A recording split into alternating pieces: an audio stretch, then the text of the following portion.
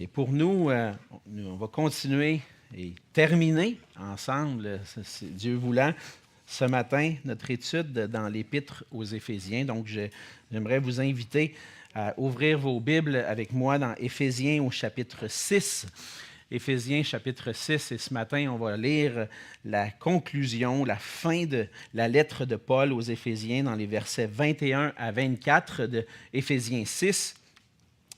Et puis, dans un sens, c'est une grâce qu'on a pu avoir ensemble de traverser cette épître-là et puis de pouvoir maintenant arriver à cette fin. Puis des fois, comment je pourrais dire, les conclusions, peut-être qu'on passe rapidement par-dessus, mais ce matin, en étudiant cette semaine, j'ai trouvé combien la conclusion de cette épître-là est riche pour nous, et puis on va voir ça ensemble ce matin. Donc, Éphésiens chapitre 6, les versets 21 à 24. « Afin que vous aussi vous sachiez ce qui me concerne, ce que je fais, Tychique, le bien-aimé frère et fidèle ministre dans le Seigneur, vous informera de tout. Je l'envoie exprès vers vous pour que vous connaissiez notre situation et pour qu'il console vos cœurs. Que la paix et l'amour avec la foi soient donnés aux frères de la part de Dieu le Père et du Seigneur Jésus-Christ. Que la grâce soit avec tous ceux qui aiment notre Seigneur Jésus-Christ d'un amour inaltérable. » On va se courber dans un mot de prière.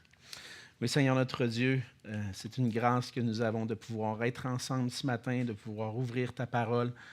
Seigneur, on pense à tout ce qui se passe dans notre monde. On entend souvent des horreurs se passer. Je pense à ce qui s'est passé en Russie ces derniers jours, Seigneur, et combien on voit que notre monde ne tourne pas rond, Seigneur, et même à travers le monde, on connaît des frères et sœurs qui sont en ce moment même persécutés, emprisonnés pour l'Évangile. Ils souffrent pour toi, Seigneur.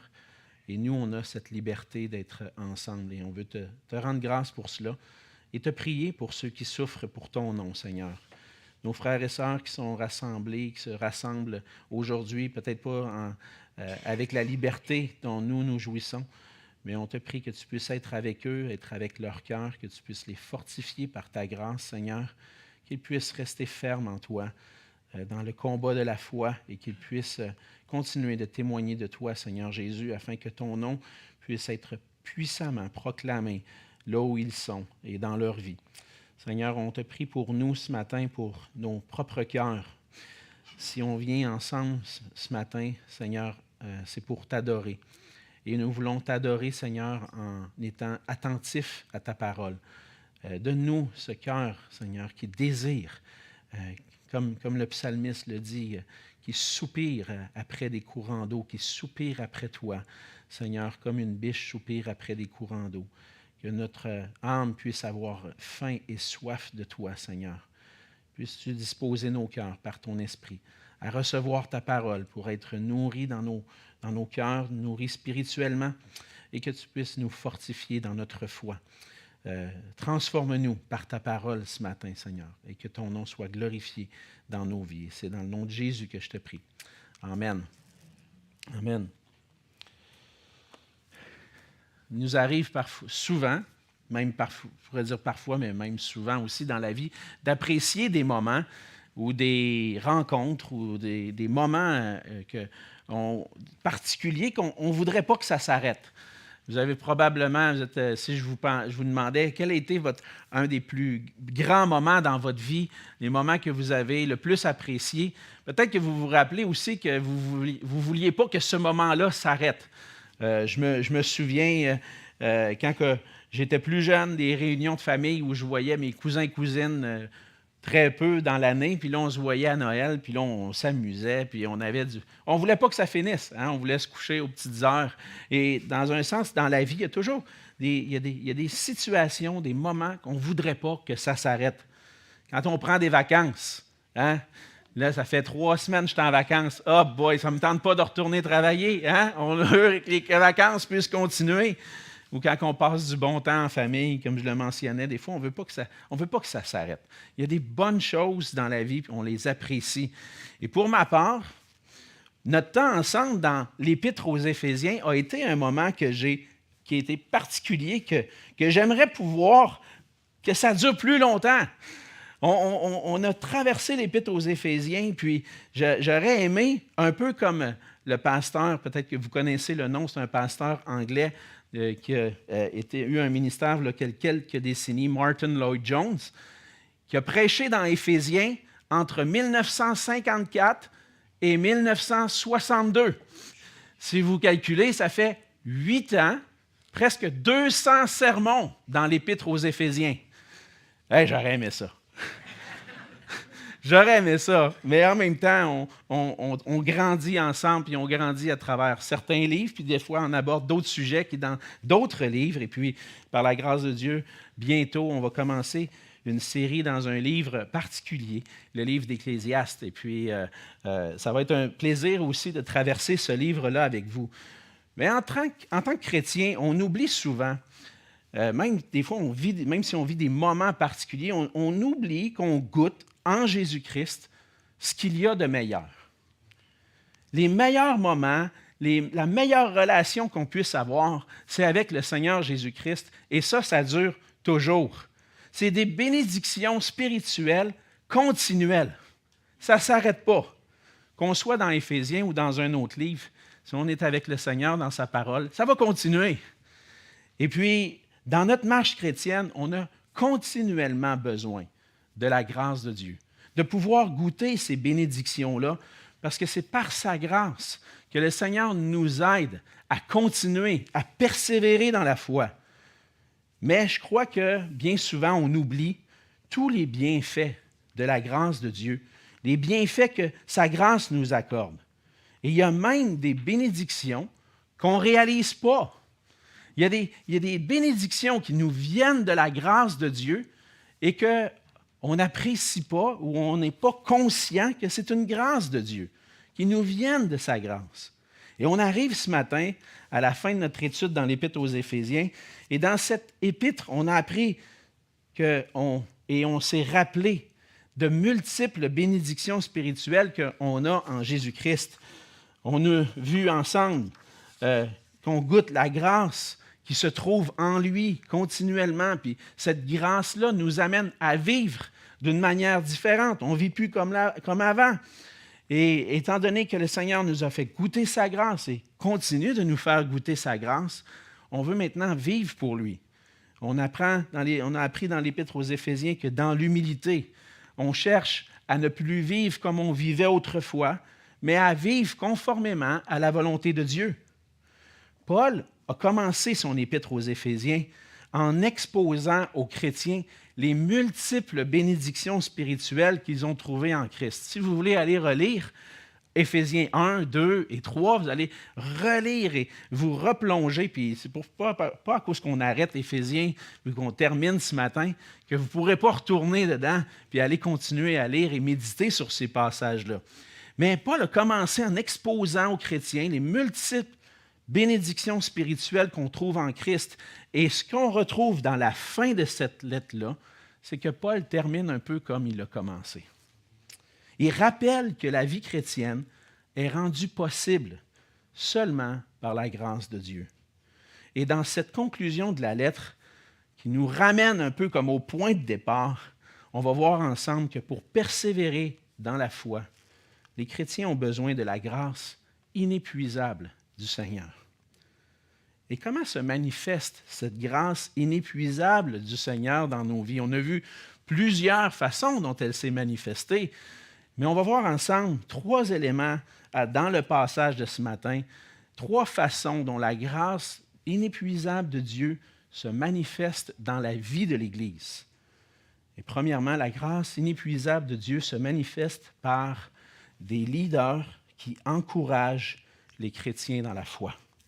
C'est ce qu'on voit dans les versets 21 et 22, où Paul termine en disant aux Éphésiens, pour que vous puissiez savoir ce qui me concerne, pour que vous puissiez avoir plus des nouvelles de moi, des nouvelles de ce Père spirituel qui a travaillé à mettre en place cette Église à Éphèse, pour que vous puissiez avoir des nouvelles de moi, puis que je puisse vous expliquer puis que, ce qui se passe avec moi, ce que je suis en train de faire, un peu qu'est-ce qui se passe, parce qu'on sait que Paul était emprisonné à Rome lorsqu'il a écrit cette lettre-là. Paul va envoyer Tychique, que Paul décrit comme le bien-aimé frère et fidèle ministre dans le Seigneur. Et il va les informer de tout. Et, verset 22, « Je l'envoie exprès vers vous pour que vous connaissiez notre situation et pour qu'il console vos cœurs. » Donc, le rôle, Tychique avait un rôle particulier, un mandat que Paul lui avait confié, qui était d'aller à Éphèse et dans les églises et d'encourager les chrétiens. En raison de cette situation, dans le fond, Paul ressent le besoin, justement, que les chrétiens soient encouragés dans leur foi. Au nom de l'Évangile, Paul est emprisonné à Rome et on l'a vu juste un petit peu avant, au verset 20 du chapitre 6, il dit qu'il est un ambassadeur dans les chaînes. Donc, on voit que Paul était en prison et puis il craignait un peu que les chrétiens se découragent en entendant le fait de savoir que Paul était emprisonné. En Éphésiens 3, au verset 13, on voit cette crainte de l'apôtre Paul, comme une préoccupation dans son cœur. Dans Éphésiens 3, 13, il dit aussi « Je vous demande de ne pas perdre courage à cause des afflictions que j'endure pour vous. Elles sont votre gloire. » Alors, lorsqu'on sait que celui qui est notre leader spirituel, notre berger, l'apôtre Paul, est emprisonné, bien, les chrétiens pouvaient avoir cette tendance à se décourager. Qu'est-ce qui va arriver avec Paul? Ou qu'est-ce qui va nous arriver à nous dans ces contextes de persécution? Et pour encourager les chrétiens, Paul envoie Tychique, qui était un compagnon d'œuvre de Paul dans son ministère. On voit le nom de Tychique mentionné à quelques reprises, entre autres dans Actes au chapitre 20, verset 4. On sait que Tychique était originaire d'Asie, probablement un converti du ministère de l'apôtre Paul, et il avait accompagné Paul dans son 3e voyage missionnaire. Et Paul va le recommander aux Éphésiens. Notez bien comment il qualifie Tychique, le bien-aimé frère et fidèle ministre dans le Seigneur. En d'autres mots, Tychique, c'est un homme de confiance. Et Tychique est le messager de Paul pour encourager, et qui a mission d'encourager les frères. Il est fort probable que Tychique avait avec lui la lettre aux Éphésiens. C'est probablement lui qui a été envoyé pour apporter la lettre. Et puis, à cette époque-là, on le voit même dans certains écrits des temps de cette époque-là, dans l'Antiquité, ce n'était pas toujours évident de trouver un messager qui était digne de confiance. Les gens ne pouvaient pas prendre le téléphone et s'appeler ou envoyer un texto, puis s'assurer que, dans le fond, ça vient vraiment de la personne. Si quelqu'un est envoyé, est-ce que c'est un faux émissaire? Est-ce que c'est quelqu'un qui se fait passer pour être un messager, mais qui ne l'est pas en réalité? Mais Paul le recommande. Et il dit, c'est moi qui l'envoie vers vous. Ce frère-là est digne de confiance parce qu'il est un fidèle ministre dans le Seigneur. Tychique était un fidèle compagnon de Paul. Et Paul cherche à encourager les chrétiens à travers ce frère-là.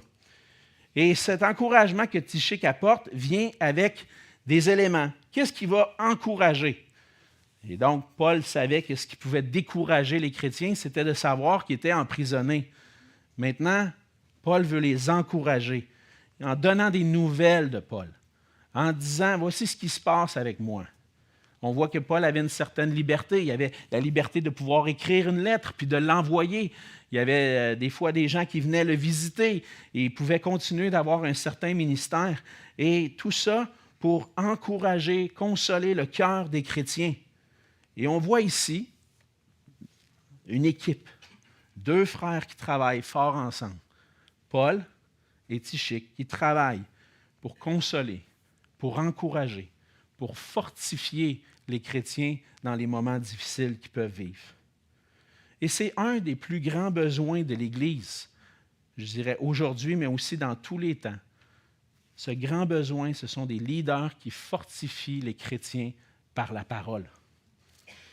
En amenant la lettre que Paul a écrite, lorsque Paul a écrit cette lettre-là, c'est ce qu'on croit, c'est que Paul était sous l'action du Saint-Esprit. C'était poussé par l'Esprit que Paul a écrit cette lettre-là. C'est pour ça qu'on la retrouve dans les Écritures aujourd'hui. On croit que toute Écriture est inspirée de Dieu.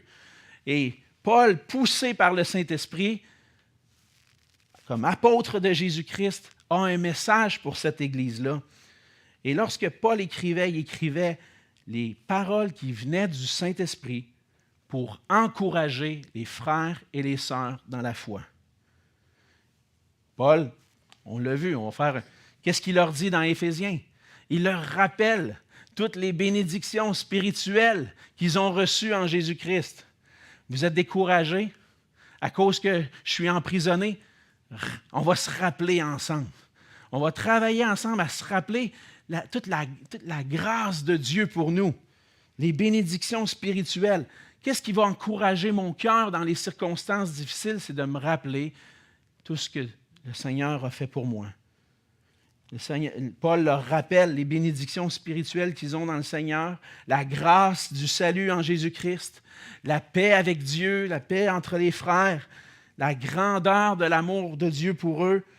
Il leur rappelle, voici ce que ça veut dire maintenant de marcher pour le Seigneur, d'appartenir au Seigneur, d'être des enfants de Dieu qui cultivent un cœur humble, qui recherche l'unité par le pardon. Et tout ça sert à encourager, à nourrir la foi des chrétiens d'Éphèse.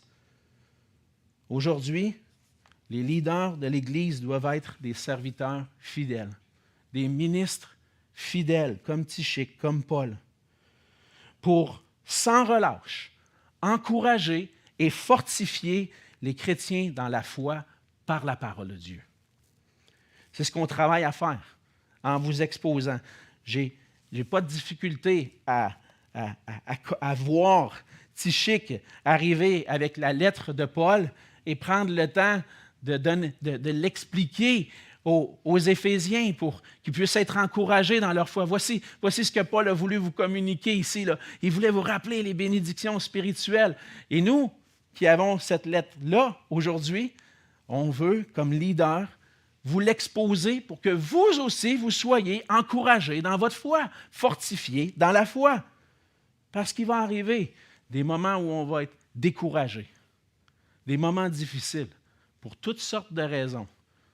Toutes sortes de raisons, que ce soit dans ce qui se passe dans ma famille ou de ce qui se passe à mon travail, des incertitudes, des fois des difficultés dans les relations, que ce soit dans le foyer, à l'église, au travail. Il va arriver toutes sortes de situations qui peuvent nous décourager. Vous savez quoi? Ça m'arrive des fois d'être découragé. Puis, lorsque des fois, je vois dans mon cœur du découragement de j'aimerais ça que ça fonctionne mieux que ça, ou j'aimerais ça que ça se passe. Où est mon réconfort? Dans la parole de Dieu. C'est dans la parole de Dieu qu'on trouve ce qui est nécessaire pour fortifier notre foi, pour ne pas se laisser aller au découragement, pour trouver le courage d'avancer. Et c'est ce qu'on cherche à faire, nous ici, comme leaders, travailler à vous fortifier à travers les enseignements. Et on a la ferme assurance que c'est en étant nourris de la parole de Dieu, en annonçant, en rappelant l'Évangile, qu'on va être encouragés et affermis ensemble dans notre foi. Peut-être que vous dites, c'est à toutes les semaines, là, ça prend 45, 50 minutes de prédication. Il me semble que c'est beaucoup, mais je pense que c'est ce qu'on a le plus besoin. On a le plus besoin d'être encouragés dans notre foi. Je ne vous demanderai pas combien de temps vous avez passé devant la télé cette semaine. Probablement un petit peu plus que 50 minutes. Un petit 50 minutes ensemble. Dans la parole, c'est rien. Mais ça encourage. C'est rien comparé au temps qu'on peut passer à faire bien d'autres choses. Mais c'est beaucoup pour encourager notre foi.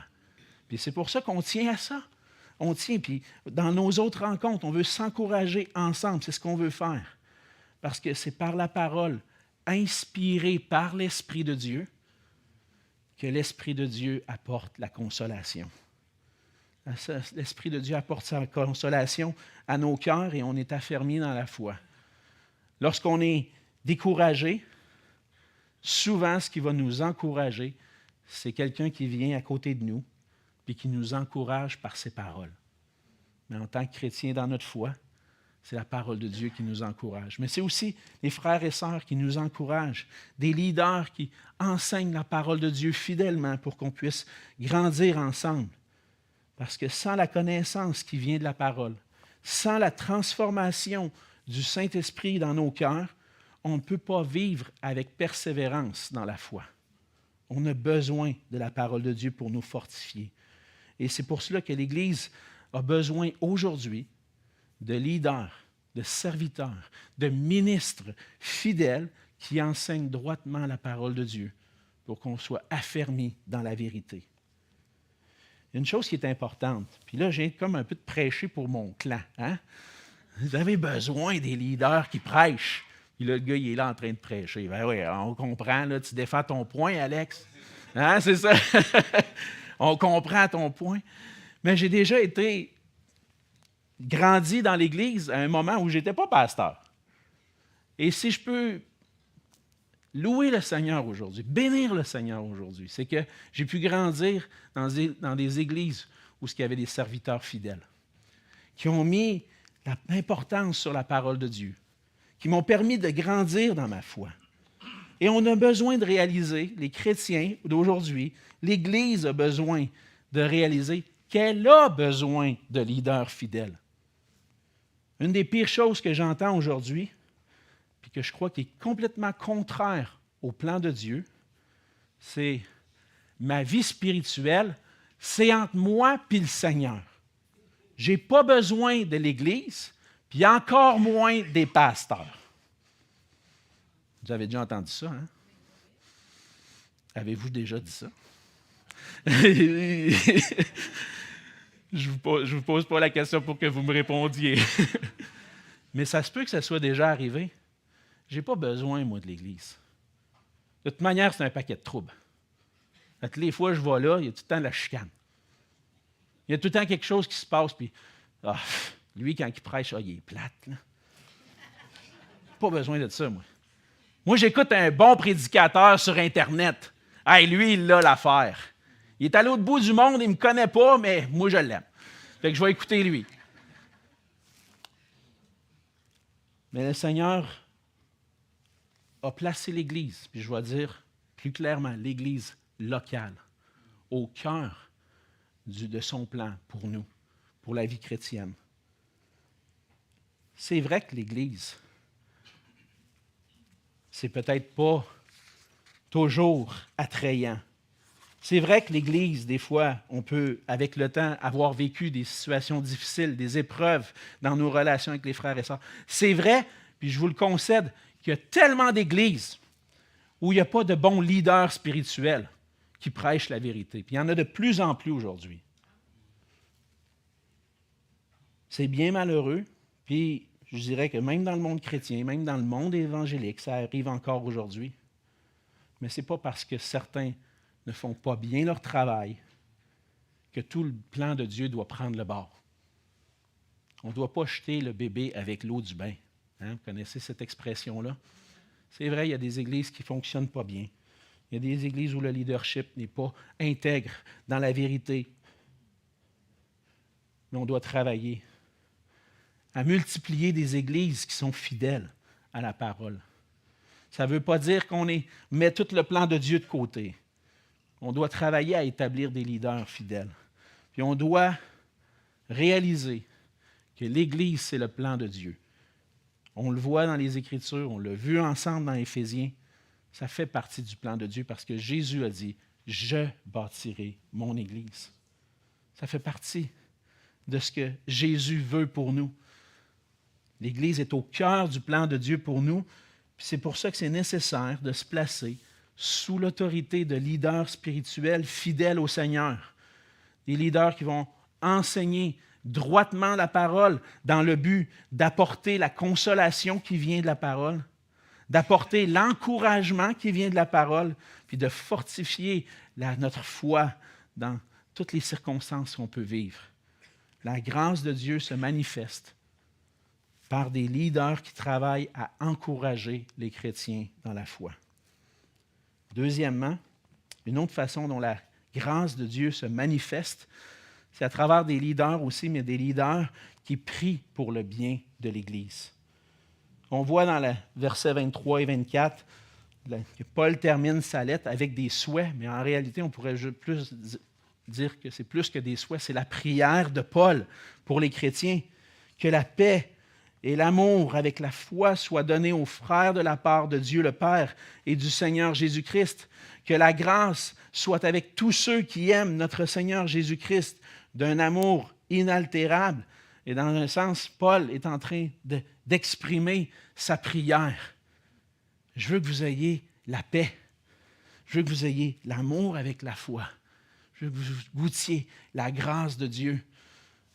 Et dans le fond, c'est pour ça que je disais tout à l'heure, la lettre, ça termine un peu comme elle a commencé. Dans le fond, en d'autres mots, Paul est en train de dire, je veux que vous puissiez goûter pleinement toutes les bénédictions spirituelles qui se trouvent dans le Seigneur. Et on voit dans le cœur de l'apôtre Paul son désir, un leader qui veut le bien, qui veut le mieux pour les enfants de Dieu.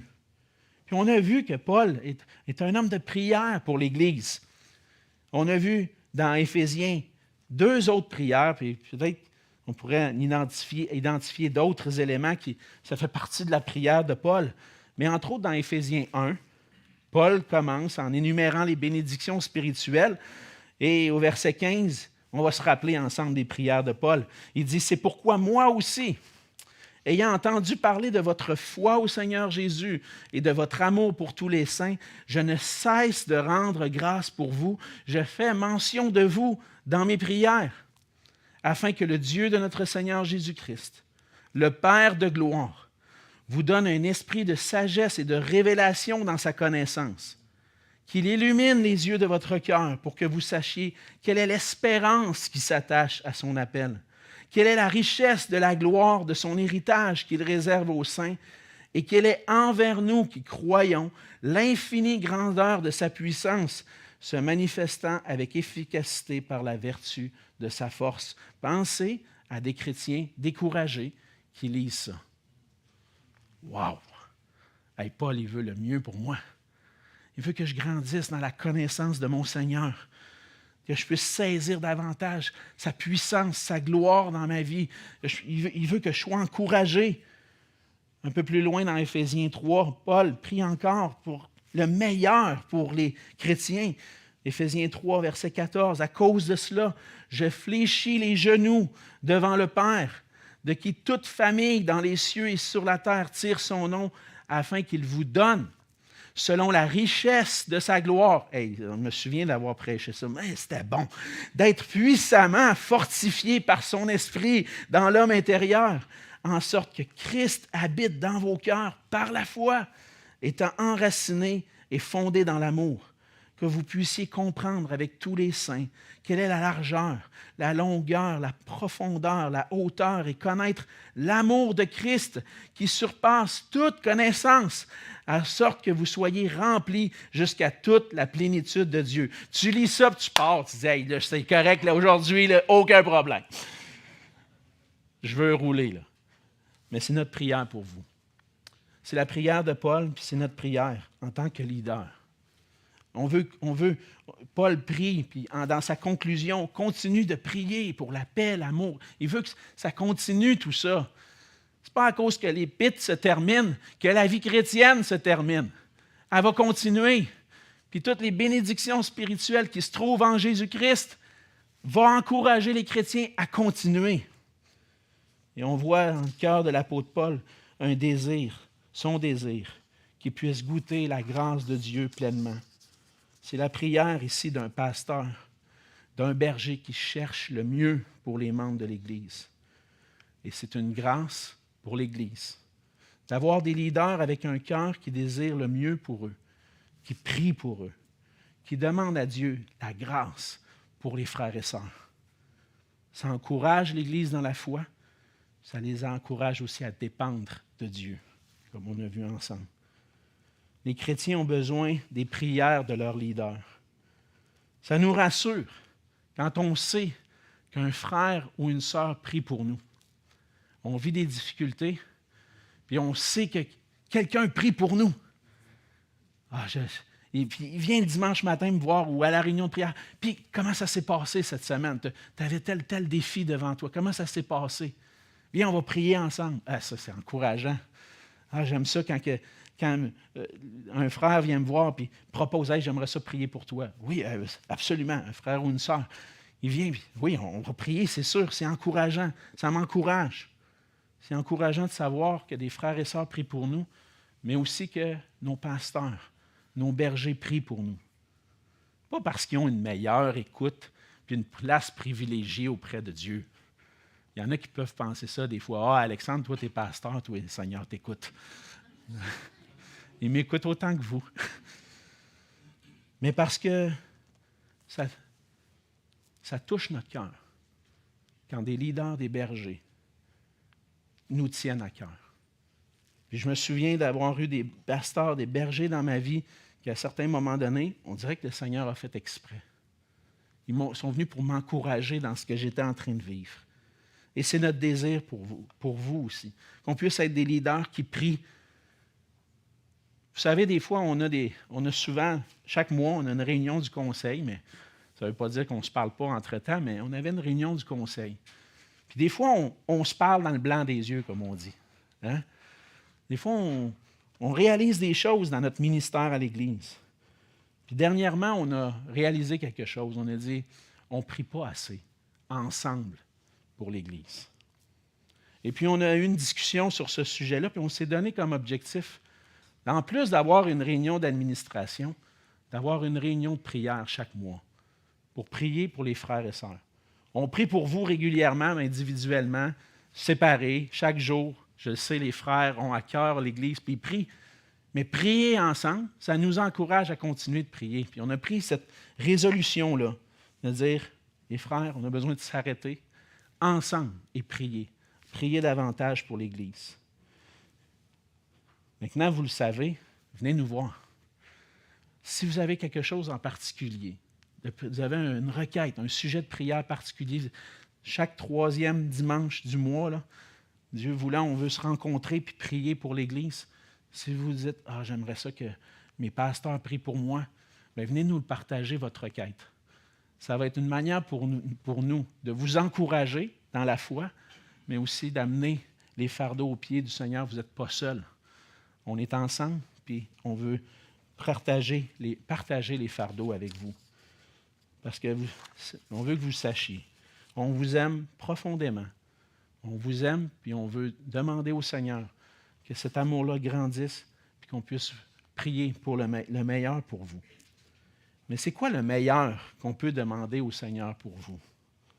Ça nous amène au 3e point, le cœur de la requête de Paul. Et je pense que le mieux qu'on peut demander, c'est des bénédictions spirituelles pour marcher fidèlement dans la foi. C'est ce que Paul mentionne à travers cette requête. On a vu le cœur de Paul, maintenant on voit sa requête. Que la paix et l'amour avec la foi soient donnés aux frères de la part de Dieu le Père et du Seigneur Jésus-Christ. Regardez d'où viennent la paix et l'amour avec la foi. Ça vient de qui? De Dieu le Père et du Seigneur Jésus. Wow! Hey, moi je veux ça. Moi je veux avoir cette paix-là. Moi, je veux avoir cet amour-là avec la foi. Les chrétiens ont besoin de paix puis de l'amour et la foi qui vient de Dieu. Pas seulement de mes frères et sœurs, mais qui vient de Dieu lui-même. Parce qu'au milieu des circonstances, les chrétiens ont besoin d'un cœur tranquille qui peut se reposer en Dieu. C'est quoi cette paix-là que Dieu nous donne? On a vu ensemble dernièrement, vous vous rappelez, peut-être avant Noël, on a parlé de la paix. C'est quoi la paix? La paix que Dieu nous donne, c'est la paix avec Dieu, qui nous vient par Jésus-Christ. De savoir qu'on a été pardonné, réconcilié. rachetés par le sang de Christ, comme dirait Paul. Que par sa grâce, on est maintenant rendu vivant, puis qu'on a une relation avec Dieu, on a été réconcilié avec Dieu. Ça, c'est la paix avec Dieu. C'est nécessaire pour pouvoir vivre l'autre sorte de paix, qui est la paix entre les frères et sœurs, pour demeurer unis dans l'amour. Ça, c'est la paix qui vient de Dieu. Mais le Seigneur, lorsqu'il envoie sa paix aussi pour que les relations puissent bien fonctionner. C'est l'Esprit de Dieu qui nous garde unis ensemble, dans la paix. Et on a besoin de la paix qui vient de Dieu pour demeurer unis dans l'amour. Et troisièmement, la paix dans nos cœurs. D'être tranquille. D'autres passages nous exhortent à apporter au Seigneur nos fardeaux, nos soucis. Et qu'est-ce que le Seigneur promet? C'est que la paix de Dieu qui surpasse toute intelligence va garder nos cœurs et nos pensées en Jésus-Christ. Il va nous ramener à la vérité. Il va faire qu'on se repose, qu'on est tranquille, qu'on n'est pas dans la crainte. Cette paix qui vient de Dieu, c'est qu'on est sans inquiétude par rapport à ce qui va arriver demain puis pour l'éternité. On revient aux Éphésiens qui étaient peut-être préoccupés, inquiets, découragés de ce que Paul était en train de vivre, puis peut-être même de leur propre situation à eux. Quand Paul souhaite la paix qui vient de Dieu, c'est une paix qui les amène à être tranquilles. Ben oui, c'est des circonstances difficiles aujourd'hui. Mais je peux me reposer dans le Seigneur. Pourquoi? Parce que je sais qu'il est au contrôle de tout. Il est tout puissant. C'est mon Papa céleste. C'est celui qui prend soin de moi. J'ai juste à me reposer. À dire, Seigneur, prends tout. Puis donne-moi la sagesse de traverser ces circonstances-là dans la paix. C'est une paix qui nous vient de la grâce de Dieu, d'avoir un cœur tranquille qui se repose en lui. C'est ce qu'on a besoin. C'est ce que les chrétiens ont besoin. C'est ce que nous avons tous besoin, la paix qui vient de Dieu. Et on a besoin aussi de l'amour avec la foi. L'amour qui vient de Dieu, c'est Paul en a parlé longtemps, l'amour qui a été manifesté pour nous en Jésus-Christ. La grâce de Dieu qui fait en sorte qu'on est réconcilié avec lui, puis maintenant, on a une relation personnelle avec Dieu. Je peux m'approcher de Dieu, m'approcher de lui avec confiance, parce qu'il m'a réconcilié avec lui. Je peux goûter l'amour de Dieu à chaque moment, à chaque instant. Mais l'amour qui vient de Dieu nous amène aussi à vivre l'amour les uns pour les autres. Lorsque je réalise combien Dieu m'a tellement aimé, comment Dieu a tellement aimé tous ceux qui sont autour de moi dans l'Église, mes frères, mes sœurs, il a donné sa vie pour eux. Il a donné son sang pour eux. Il a versé son sang pour eux. Comment est-ce que je ne peux pas moi-même les aimer en retour? L'Évangile me ramène à un amour pour mes frères et sœurs. L'Évangile m'amène à vivre le plus grand commandement et le second qui lui est semblable. Un amour pour Dieu, un amour pour mes frères et sœurs. Paul prie pour la paix et l'amour, mais il ne dit pas avec la paix et l'amour et la foi. Il dit l'amour avec la foi. Et qu'est-ce que cette nuance-là nous apporte? C'est que dans un sens, lorsqu'on aime les gens autour de nous, des fois, par amour, on fait le mieux, puis on ne reçoit pas toujours en retour le même amour. Vous avez probablement déjà vécu ça. Hein? Donner de l'amour à quelqu'un, puis votre cœur est entier, la personne, elle ne vous aime pas en retour. Mais j'ai besoin de la foi qui accompagne mon amour. De savoir que ce n'est pas parce que mon frère ou ma sœur ne répond pas, ou quelqu'un autour de moi ne répond pas de la même façon que moi je l'aime, que ça va changer quoi que ce soit à ma relation avec Dieu. Le plus grand amour, c'est celui qui vient du Seigneur.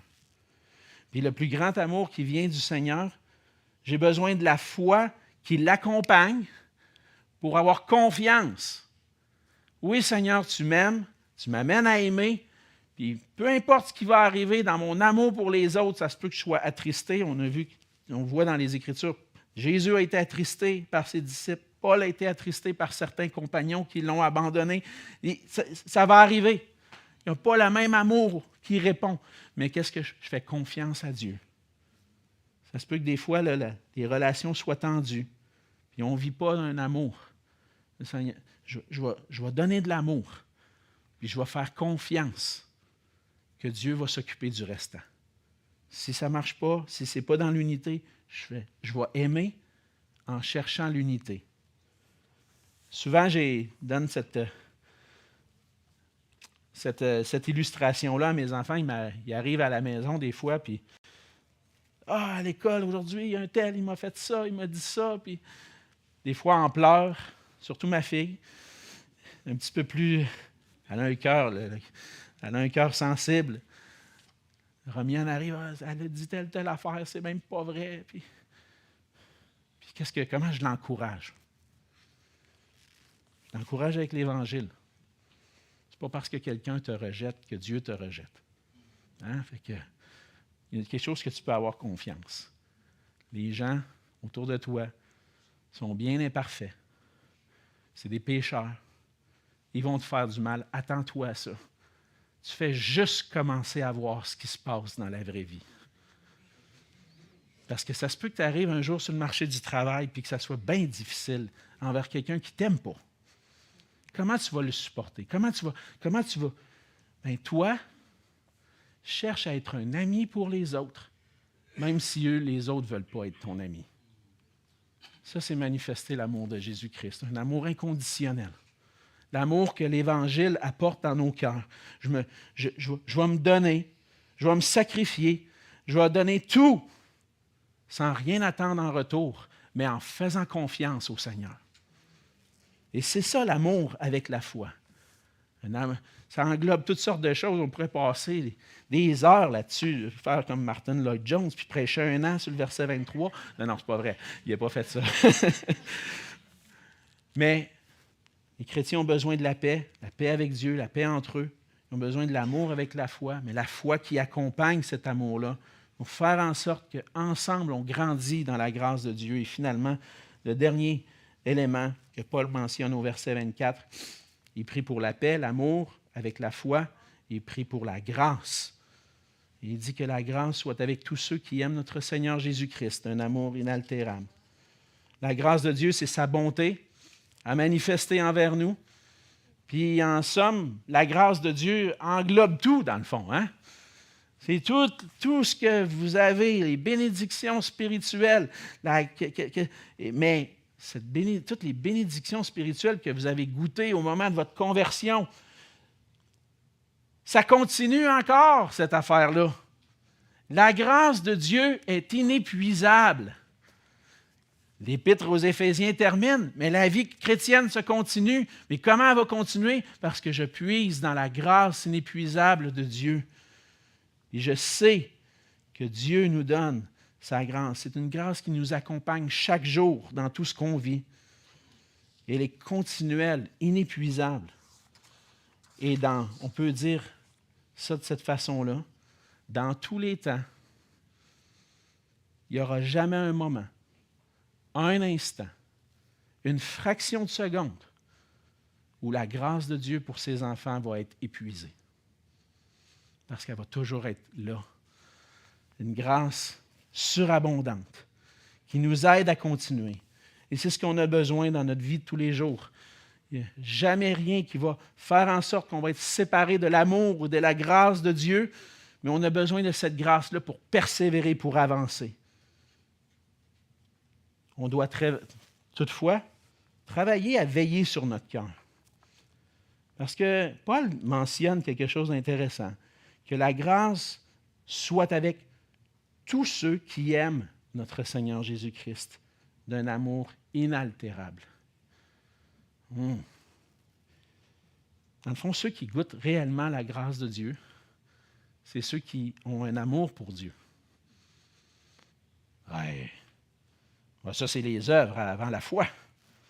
Ça, c'est la foi, c'est le salut par les œuvres, ça. Parce que c'est ça que Paul enseigne. Parce que j'ai un amour pour Dieu, je goûte sa grâce. Pas quand on est en Jésus-Christ. Quand on est en Jésus-Christ, la grâce est imméritée, constamment imméritée. Mais d'où me vient un cœur qui aime le Seigneur d'un amour inaltérable? De la grâce de Dieu lui-même. Et donc, si je veux continuer d'aimer le Seigneur, d'un amour sincère, d'un amour réel, je ne veux pas que rien vienne faire obstacle à mon amour pour Dieu, je veux que mon cœur soit entier. Qu'est-ce que j'ai besoin? La grâce de Dieu. Donc, le Seigneur me donne ce que j'ai besoin pour l'aimer. Et comme je l'aime, je goûte encore sa grâce. Hey, ça n'arrête plus, cette affaire-là. Hein? Ça continue tout le temps. Le Seigneur me donne sa grâce, un cœur pour l'aimer.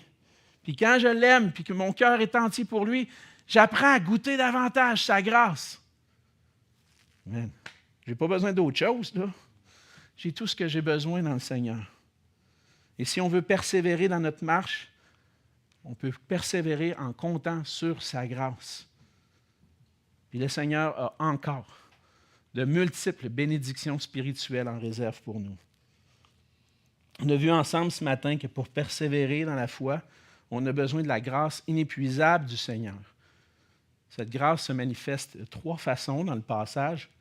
Des leaders qui encouragent les chrétiens dans la foi, des leaders qui prient pour le bien de l'Église et des bénédictions spirituelles pour marcher fidèlement dans la foi. On ne peut pas avoir une meilleure conclusion. Paul avait commencé en énumérant les bénédictions spirituelles. Il termine en priant pour que les chrétiens puissent les vivre encore plus. Tout l'Évangile, tout l'Épître aux Éphésiens nous parle de la grâce de Dieu. Il nous parle des implications pratiques de la grâce. Et on voit dans cette finale de l'Épître que Dieu nous a fait grâce et maintenant, par sa grâce, on marche en l'aimant fidèlement. L'amour qui vient du ciel nous transforme pour qu'on vive ensemble dans son amour. Mais pour pouvoir vivre cette relation personnelle avec le Seigneur puis persévérer dans la foi, on a besoin de sa grâce. Premièrement, la grâce de la rédemption et du pardon qu'on trouve en Jésus-Christ. Et j'ai une question pour vous ce matin. Avez-vous trouvé la paix avec Dieu en Jésus-Christ? On ne peut pas terminer l'Épître aux Éphésiens sans lancer cet appel-là. Parce que tout l'Épître aux Éphésiens nous parle de cette grâce. C'est lui, Jésus-Christ, qui s'est donné pour qu'on puisse être racheté de nos péchés, pour qu'on puisse être pardonné de nos péchés. La semaine prochaine, on va célébrer Pâques, mais aussi se rappeler que si Jésus est ressuscité, c'est parce qu'il est mort sur la croix pour nous. C'est lui qui a est allé jusqu'à la croix pour souffrir à notre place la condamnation qu'on méritait à cause de nos péchés, parce qu'on est par nature des pécheurs devant Dieu. Et c'est par lui seul qu'on peut être réconcilié avec Dieu. Il n'y a pas d'autre chemin. Si tu veux vivre la paix avec Dieu, si tu veux goûter l'amour de Dieu, tu as besoin de passer par Jésus-Christ. Puis reconnaître que lui seul est ton sauveur. On a besoin de venir à lui en reconnaissant nos péchés dans une attitude de repentance, mais en faisant pleinement confiance à qui il est et tout ce qu'il a accompli pour notre salut. Et si tu as goûté à la grâce de Dieu, si tu as goûté à la grâce de l'élection, de la rédemption, si tu as été scellé du Saint-Esprit, maintenant, on a besoin de sa grâce pour persévérer dans la foi, dans l'amour. Parce que sans la grâce, on ne peut pas vivre à la hauteur de ses attentes envers nous. C'est lui qui nous donne la capacité, la force nécessaire pour, à travers les bénédictions et ses moyens de grâce, c'est lui qui nous donne la capacité de vivre pour lui. On a besoin du Seigneur. Et on a besoin de prier pour nous-mêmes, qu'on puisse goûter la paix, l'amour avec la foi, qu'on puisse goûter la grâce de Dieu. On a besoin de lui, mais pour ça, il faut s'approcher de lui avec confiance en Jésus-Christ, dépendre de lui davantage et recevoir sa grâce. Frères et sœurs, on veut célébrer la gloire de sa grâce ensemble. C'est ce qu'Éphésiens nous a appris. On veut vivre ensemble les implications de l'Évangile. On a besoin ensemble de s'approcher de lui, d'implorer sa grâce inépuisable pour qu'on puisse vivre pour sa gloire. Prions. Seigneur notre Dieu, merci pour ton amour et ta grâce envers nous. Merci pour l'Épître aux Éphésiens. Merci pour ta parole, Seigneur, qui fortifie, qui encourage nos cœurs. Et lorsqu'on est découragé, peu importe les circonstances qui se trouvent sur notre route, les épreuves que tu peux apporter, Seigneur, même la souffrance, Seigneur, on peut trouver la consolation en toi. Merci, Seigneur, pour l'apôtre Paul. Merci de l'avoir poussé par ton esprit à mettre par écrit ces paroles. Seigneur, tous ces enseignements qu'on a reçus pendant cette dernière année et demie, Seigneur, qu'on puisse les garder dans nos cœurs précieusement, qu'on puisse s'en rappeler, ne pas l'oublier, et qu'on puisse toujours se rappeler que dans nos moments les plus difficiles, on peut toujours se tourner vers toi avec confiance, parce que tu nous as tellement aimés et tu nous as ouvert un libre accès auprès de toi. Aide-nous, Seigneur. Aide-nous à persévérer dans la paix, dans l'amour, avec la foi, qu'on puisse continuellement goûter ta grâce, parce que c'est seulement par toi qu'on est rendu capable, Seigneur, de vivre pour toi. Transforme-nous pour ta gloire à toi seul. Et c'est dans ton précieux nom qu'on te prie. Amen.